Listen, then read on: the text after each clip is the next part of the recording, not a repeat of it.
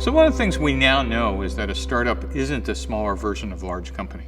It took us decades to get down to a simple definition. A startup is a temporary organization designed to search for a repeatable and scalable business model.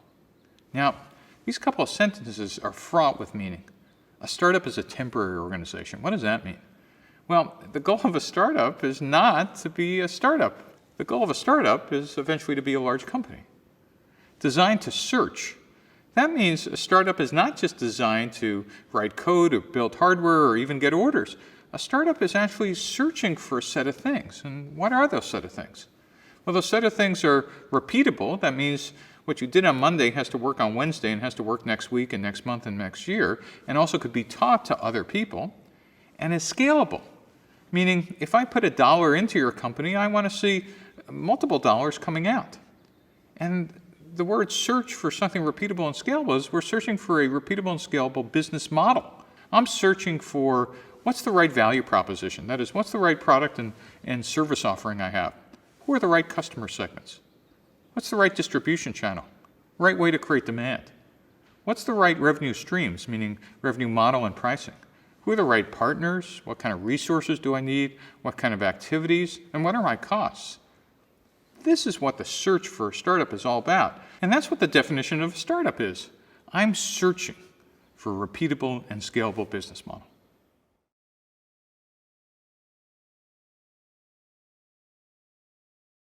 So one of the interesting things about startups is we have only one word to describe startups.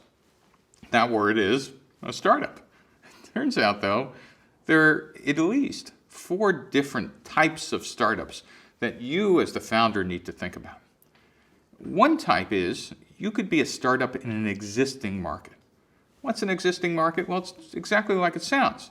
There are users, there are competitors. The users could tell you the basis of competition, whether it's price or performance or service or something else.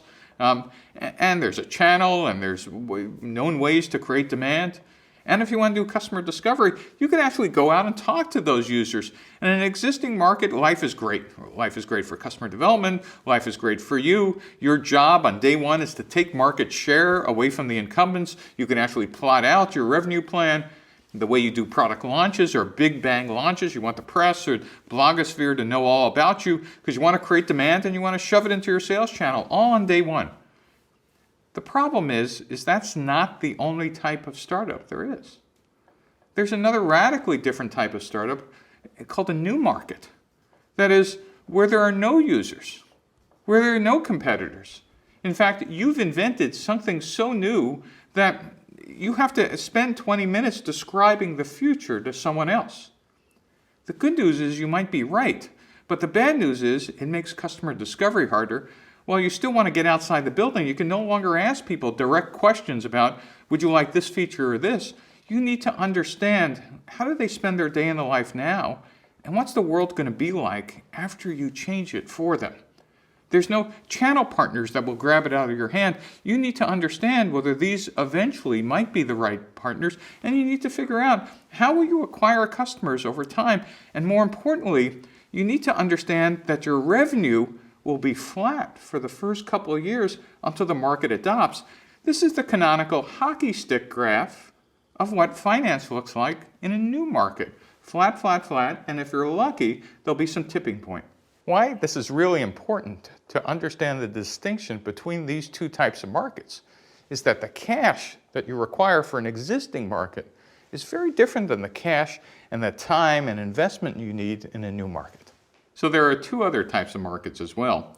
One is a variant on an existing market. It might be in an existing market there's an incumbent that is a dominant player, and attacking them head on might actually be suicidal. Just because there's a heuristic that says you need about 4 times the sales and marketing budget of an incumbent to win over an existing market. So you might decide that you might want to play some other strategies. You might decide that being the low-cost provider is providing something like 80% of the features for 20% of the cost by getting the product produced overseas or just whittling down the feature set might be an entrant for you in this existing market. Or you might decide you actually know a lot about a segment of those customers in that existing market that the incumbents just aren't addressing. They might have a generalized platform, but you might know something about that niche that's large enough for you to attack with a dedicated set of features or service or combination. Finally, if you're outside the US, another market type is to clone an existing US business model. And if you're in a country that has a population north of 100 million people with regulatory and language barriers, you could take a US business model and adapt, adopt, and implement it in your country or region. So 4 types of markets: existing market, a resegmented market, low cost and niche, a new market, or a clone market.